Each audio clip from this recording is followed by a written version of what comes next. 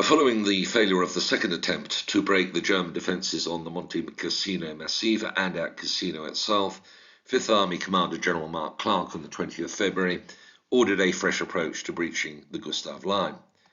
This would entail the French Expeditionary Corps holding its positions north of Cassino and taking over Monte Castellone from the Americans.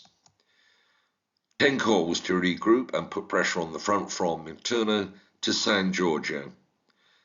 2 Corps was to withdraw into reserve. The New Zealand Corps, now comprising the 2nd New Zealand Division, 4 Indian Division and Britain's 78th Division, was given the task of taking Monte Cassino and crossing the Rapido into the Liri Valley. As part of the new plan, it was decided that the town of Cassino itself was to be heavily bombed to destroy German defences before the New Zealand attack. This was planned to start on the 24th of February, but was postponed due to bad weather, which prevented air operations.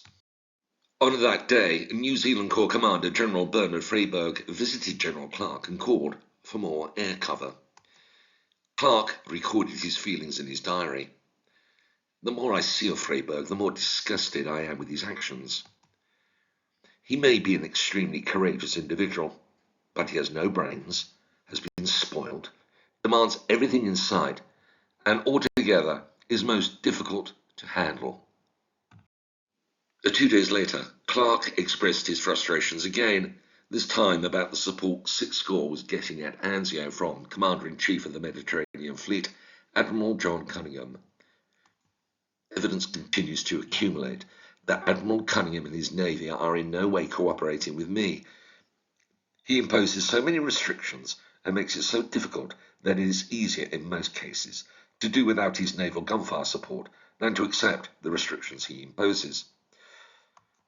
With reference to supplies, he has set an arbitrary limit of 2,500 tons per day, which not only is not sufficient to maintain my forces, but thereby precludes the essential build-up for any counter-offensive. There was soon better news for Clark. On the 29th of February, he was told that he had been relieved of command of the 7th Army, which was being prepared for Operation Anvil, the invasion of southern France.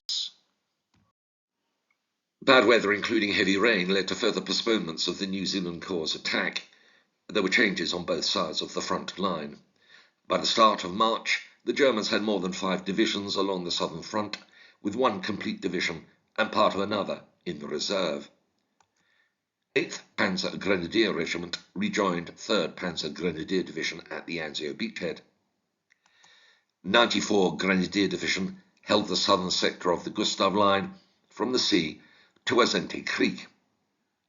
On its left, 71 Grenadier Division took over the Castelforte area by the 7th of March, and elements of the 15th Panzer Grenadier Division were to the north as far as San Giorgio. From that point to Cassino, the line was held by the 3rd Battalion of 104 Panzer Grenadier Regiment. Cassino and the surrounding hills to Monte Caro were garrisoned by the elite 1st Parachute Division.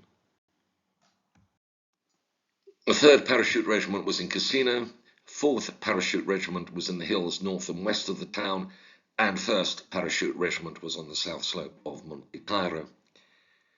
Elements of the 44th Grenadier Division filled the gap from Monte Caro to north of Tirele. The line from that point northeast was held by the 5th Mountain Division. 90th Panzer Grenadier Division was placed in reserve at Frosinone, 35 miles up the Liri Valley. The 1st Battalion of the 3rd Parachute Regiment was on Monastery Hill and Castle Hill and on Point 236. The 2nd Battalion was in Cassino with 3 companies of the 3rd Battalion attached. Elsewhere, America's 88th Infantry Division replaced the 5th Division along the Garigliano River on the 5th of March. An advanced element of America's 85th Division went into the line on the river near Minturno on the 28th of March. The 88th and the 85th were the first US divisions, composed almost entirely of draftees, to enter combat.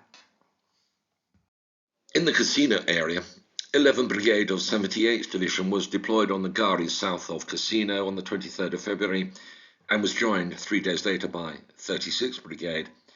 This allowed formations of the New Zealand Division to be transferred to take over some of the positions along the Rapido Valley held by the Americans. On the 2nd of March, New Zealand Division Commander General Howard Kippenberger climbed Monte Castellone and slipped on a mine. One foot was severed, and the other foot and the lower portions of both legs were subsequently amputated.